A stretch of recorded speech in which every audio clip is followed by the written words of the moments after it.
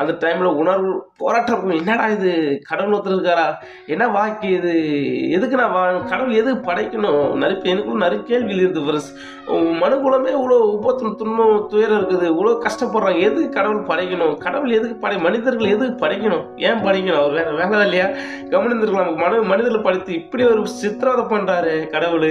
இப்படி வந்து போராட்ட உபத்திரத்தை கொடுத்து இளம் வயதில் சில பேர் மறித்து போகிறாங்க, சில பேர் கணவனால் கைவிடப்படுறாங்க, சில பேர் மனைவியால் கைவிடப்படுறாங்க, சில பேர் பிள்ளைகள் பெற்றோர் கைவிடுறாங்க, எவ்வளோ உபத்திரம் எவ்வளோ துன்பம், சில பேர் பணாசைப்பட்டு கொலை செய்கிறாங்க, சில பேர் பொருளாசைப்பட்டு திடீர்றாங்க, எவ்வளோ உபத்திரம், எதுக்கு இந்த வாழ்க்கை, எதுக்கு கடவுள் படைக்கணும், ஒரு நிம்மதியான வாழ்க்கை வாழ முடியாதா, ஒரு நிம்மதியாக ஒரு சமாதானமாக சந்தோஷமாக வாழ்க்கை மனிதர்கள் வாழ கடவுள் படைச்சிடக்கூடாதா அப்படின்னு நிறைய கேள்விகள், பல ஆதங்கங்கள், ஒரு நாள் 2 நாள் ஃப்ரெண்ட்ஸ், பல வருடம் 20 வருடங்கள் மேலாக எனக்கும் பல கேள்வி இருந்தது ஃப்ரெண்ட்ஸ். நம்ம நித்திய ஜீவனம் போகிறோம், நிறைய வீடியோவில் போட்டிருப்போம், அது கூட நித்திய ஜீவனோட அப்படி தள்ளி வைப்போம் ஃப்ரெண்ட்ஸ். ஒரு உரமாக வைப்போம். இந்த பூமியில் நம்ம வந்து துன்பம் உபத்திரம் பாடல் நம்ம அது வழியாக கடந்து போகும்போது நம்ம உலக மனிதர் போல நம்ம பாவத்தில் போகக்கூடாது ஃப்ரெண்ட்ஸ். பாவம் போய் செய்யக்கூடாது, தவறான வழியில் போகக்கூடாது.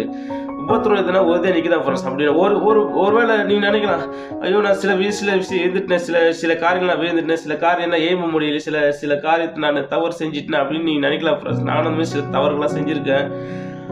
அந்த டைமில் நம்ம அப்படியே வீழ்ந்து போகக்கூடாது ஃப்ரெண்ட்ஸ். அதாவது மனம் திரும்பி நம்ம என்ன பண்ணோம், நம்ம ஒரு நாள் அந்த போகிற ஒரு சில விஷயம், ஒரு சில காரியம் கிட்டத்தட்ட 15 வருடங்களாக மனரீதியான போகிற சில பேர் மனரீதியான அந்த 15 ஒரே விஷயம் மீண்டும் வந்து தாக்கும் ஃப்ரெண்ட்ஸ்.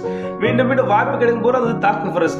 தாக்க ஐயோ என்னடா வாக்கி செத்த போயில கூட தோணும் ஃப்ரெண்ட்ஸ். இந்த துன்பமான வாக்கி எதுக்கு கடவுள் அனுமதிக்கிறார்னா ஃப்ரெண்ட்ஸ், நம்ம அப்படியே உண்மையாக இருக்கும்போது, நம்ம பாவம் செய்யாமல் தவறு செய்யாமல் நம்ம நீதியாக நேர்மை உத்தமில் வாழும்போது நம்ம மனசு ஒரு பக்கம் வரும் ஃப்ரெண்ட்ஸ். நிறைய வீடியோ போட்டு நிறைய ஒரு பக்கம் வரும். ஒரு சிறந்த தலைவராக, ஒரு சிறந்த பகுத்தறிவாளர்களாக, ஒரு சிறந்த மனிதராக, ஒரு நல்ல தேறின மனிதர்கள் நம்ம இருப்போம் ஃப்ரெண்ட்ஸ். அநேகருக்கு நம்ம வழிகாட்டியாக இருப்போம், அநேகுடைய கண்ணீரை துடைக்கிறா இருப்போம் ஃப்ரெண்ட்ஸ்.